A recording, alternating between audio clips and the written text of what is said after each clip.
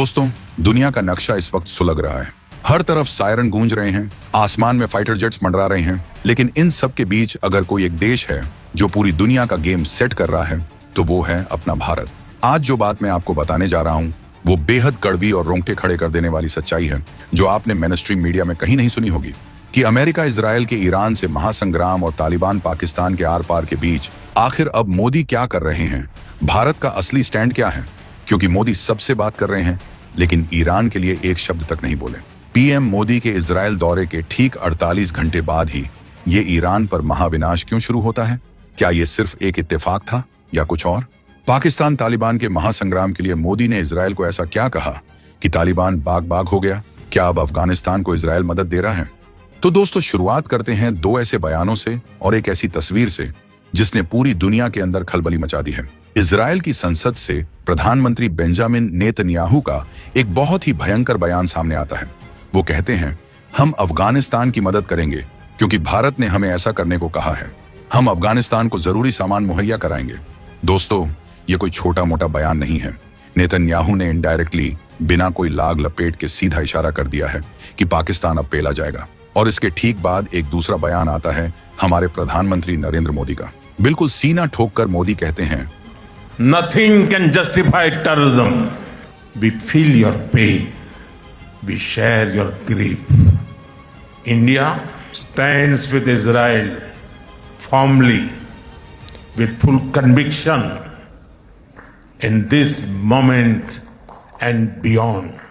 हम इजराइल के साथ खड़े हैं, पूरी ताकत के साथ खड़े रहेंगे क्योंकि कोई भी बहाना खौफनाक और इंसानों को खत्म करने वाली हरकतों को सही नहीं ठहरा सकता। मोदी जी ने तो इजराइल की संसद में खड़े होकर दुनिया को वो सिग्नल दे दिया जिसका सीधा मतलब था कि ईरान अब बचने वाला नहीं है। और मजे की बात देखिए, ये दोनों बयान सिर्फ 30 से 35 सेकंड के ही थे, लेकिन इनका जो इम्पैक्ट था वो किसी महाविनाशकारी झटके से कम नहीं था।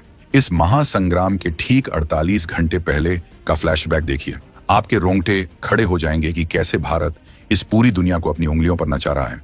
तारीख है 25 और 26 फरवरी 2026।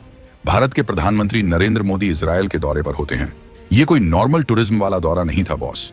ये एक ऐसा दौरा था जब अमेरिका अपने सबसे बड़े और सबसे खतरनाक वॉरशिप मिडिल ईस्ट के समंदर में तैनात कर चुका था। हवा में तबाही की गंध घुल चुकी थी। सबको पता था कि कुछ बहुत बड़ा होने वाला है। रूस और चीन जैसे सुपर पावर भी किनारे खड़े होकर चुपचाप तमाशा देख रहे थे क्योंकि किसी में इतनी हिम्मत नहीं है कि वो सीधे इस धधकती आग में हाथ डाल सके। और ठीक इसी मोमेंट पर हमारा नया भारत ग्लोबल लीडरशिप का असली डंका बजाता है। पीएम मोदी सीधे बेंजामिन नेतन्याहू के सामने बैठते हैं। आंखों में आंखें डालकर बात होती है। बैक चैनल डिप्लोमेसी यानी पर्दे के पीछे का वो खेल शुरू होता है जिसके जरिए ईरान तक एक बहुत ही कड़क और अल्टीमेट मैसेज पहुंचाया जाता है। दोस्तों, भारत इस पूरी धरती का इकलौता ऐसा देश है जिसके ताल्लुकात इजराइल से भी पक्के हैं, अमेरिका से भी याराना है, रूस के साथ भी दोस्ती है और ईरान के साथ भी बेहतरीन रिश्ते रहे हैं। मीडिया रिपोर्ट्स जो अंदर खाने से छनकर आ रही हैं, उनके मुताबिक पीएम मोदी ईरान को द लास्ट वार्निंग देते हैं। साफ शब्दों में कह दिया जाता है कि अब भी वक्त है, पीछे हट जाओ, अपनी हद में रहो वरना तबाही पक्की है, कोई नहीं बचा पाएगा। लेकिन ईरान घमंड में चूर था। वो भारत की इस आखिरी लाइफलाइन को, इस गोल्डन एग्जिट को अपनी शान के खिलाफ समझता है। ईरान को लगता है कि वो अमेरिका और इजराइल को अपने दम पर झेल लेगा। वो अपनी उसी खतरनाक जिद पर अड़ा रहता है। और इसी के साथ 26 फरवरी को पीएम मोदी की इजराइल यात्रा खत्म होती है। वो वहां से निकलते हैं। पूरी दुनिया को यह साफ मैसेज मिल जाता है कि भारत ने शांति की आखिरी कोशिश भी कर ली है। दोस्तों, जैसे ही पीएम मोदी का विमान दिल्ली की जमीन पर लैंड करता है, इजराइल और अमेरिका अपने फाइनल और फेटल ऑन ऑपरेशन का ट्रिगर दबा देते हैं। आसमान आग उगलने लगता है। भारत ने अपनी दोस्ती का फर्ज पूरी ईमानदारी से निभाया है, लेकिन ईरान अपने ही खोदे हुए उस गहरे गड्ढे में औंधे मुंह गिर गया। और दोस्तों, यहीं पर अगला सवाल खड़ा होता है कि अब मोदी क्या कर रहे हैं? युद्ध के बाद इजराइल से बात होती है, यूएई से बात होती है, लेकिन ईरान पर क्यों नहीं? तो दोस्तों, इजराइल ईरान महासंग्राम के बीच पीएम मोदी एक बहुत ही जबरदस्त और हाई लेवल बैठक करते हैं। इसे कहते हैं CCS यानी सुरक्षा मामलों की मंत्रिमंडलीय समिति की बैठक। दिल्ली के साउथ ब्लॉक में हलचल एकदम तेज है। पश्चिम एशिया के हालात पर पल पल की अपडेट ली जा रही है। इजराइल और अमेरिका के ईरान पर इस भयंकर एक्शन के बाद पूरी दुनिया की निगाहें टिकी हुई हैं। ईरान को इस महायुद्ध में इतनी बड़ी कीमत चुकानी पड़ी है जिसकी उसने कभी सपने में भी कल्पना नहीं की होगी। ईरान के सुप्रीम लीडर खामेनेई का पूरी तरह से सफाया हो चुका है। भारत इन सभी हालात पर गिद्ध की तरह नजर गड़ाए हुए है। प्रधानमंत्री नरेंद्र मोदी रविवार की रात को सीसीएस की बैठक की अध्यक्षता करते हैं। आपको बता दूं कि यह बैठक यूं ही नहीं बुलाई गई थी। ये अमेरिका और इजराइल के ऑपरेशन रोरिंग लायन और ऑपरेशन एपिक फ्यूरी के बाद पैदा हुई खौफनाक स्थिति का जायजा लेने के लिए बुलाई गई थी।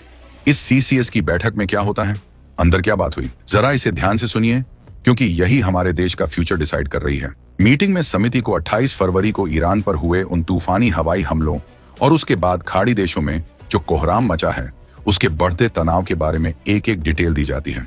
सबसे बड़ी बात, हमारे देश के लीडर्स को वहां रहने वाले हमारे भारतीय भाई बहनों की फिक्र है। समिति ने क्षेत्र में रहने वाले भारतीय प्रवासियों के एक बहुत बड़े समुदाय की सुरक्षा को लेकर अपनी गंभीर चिंता व्यक्त की है। मोदी सरकार का एक ही उसूल है, दुनिया जहन्नुम में जाए लेकिन हमारा एक भी भारतीय खरोंच तक नहीं खाएगा। बैठक में उन भारतीय यात्रियों और छात्रों के बारे में भी बात होती है जो वहां फंस सकते हैं या जिन्हें दिक्कत हो रही है।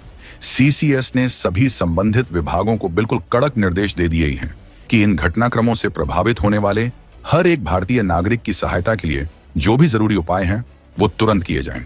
इस हाई वोल्टेज मीटिंग में देश के वो सारे दिग्गज मौजूद होते हैं जो भारत की सुरक्षा का जिम्मा संभालते हैं।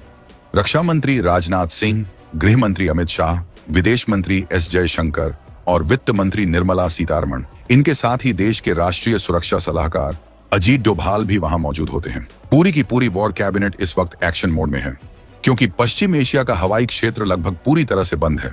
उड़ानें ठप हैं। सैकड़ों भारतीय दुबई और बाकी प्रमुख हवाई अड्डों पर फंसे हुए हैं। लोग सोशल मीडिया पर अपनी सरकार से मदद मांग रहे हैं, जिस पर विदेश मंत्रालय ने बहुत ही साफ और स्पष्ट शब्दों में कह दिया है कि पूरे क्षेत्र में जो हमारे भारतीय दूतावास हैं वो अपने नागरिकों के साथ लगातार 24 घंटे 7 दिन संपर्क में हैं। हेल्पलाइन नंबर चालू कर दिए गए हैं। भारत का इतिहास रहा है, चाहे वो यमन हो, चाहे यूक्रेन हो या फिर कोई भी संकट, हमने अपने लोगों को हमेशा सुरक्षित निकाला है और इस बार भी यही हो रहा है। लेकिन इसी बीच एक और बड़ा ट्विस्ट आता है। ईरानी अधिकारी अब होर्मुज झलड़ मरुमध्य को बंद करने की धमकी दे रहे हैं। ये वो रास्ता है जहां से दुनिया का तेल गुजरता है।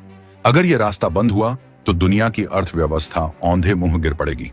ईरान में इस वक्त लगभग 10,000 भारतीय हैं, इजराइल में 40,000 से अधिक भारतीय हैं और खाड़ी देशों को मिला लें तो करीब 90 लाख भारतीय वहां काम कर रहे हैं।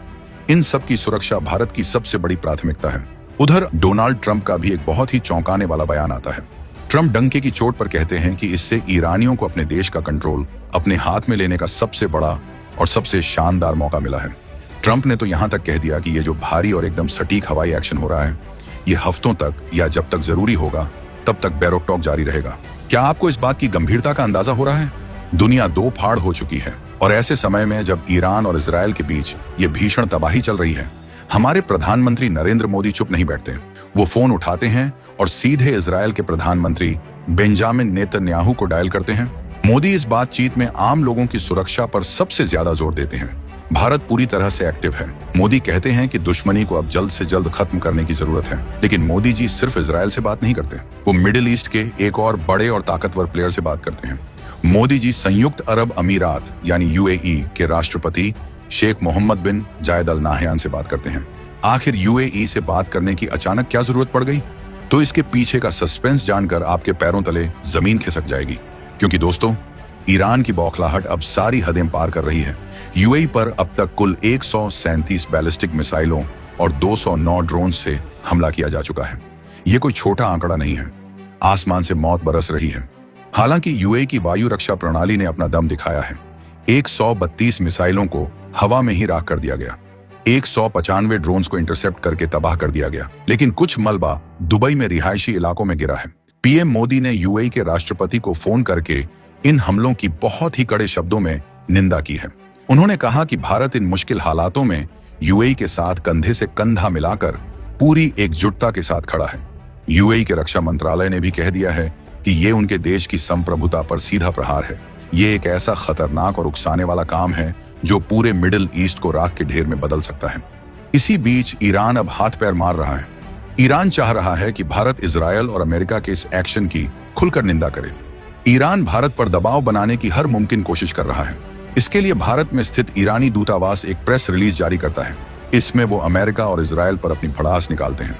I also thank those council members, in particular China, Pakistan and the Russian Federation, who have today taken principled position in condemnation this unlawful act.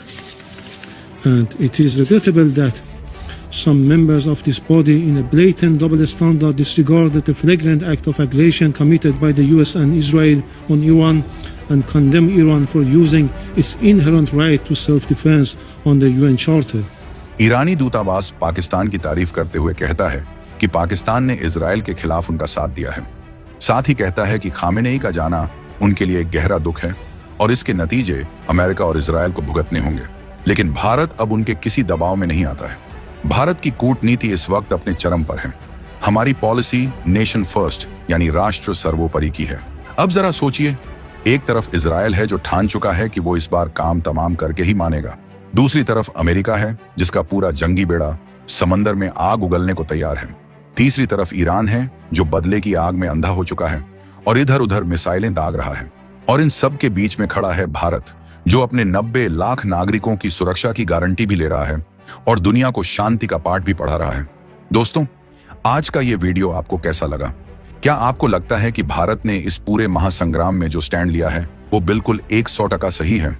क्या मोदी की ये फॉरेन पॉलिसी दुनिया को एक नया रास्ता दिखा रही है? कमेंट बॉक्स खुला है, तुरंत अपनी राय लिखिए। आपका एक एक कमेंट इस देश की आवाज है। अगर आप भी मानते हैं कि नया भारत अब किसी से नहीं दबता, तो इस वीडियो को तुरंत लाइक करें, हर ग्रुप में शेयर करें, ताकि हर हिंदुस्तानी को हमारे देश की असली ताकत का अंदाजा हो सके। जय हिंद, वंदे मातरम।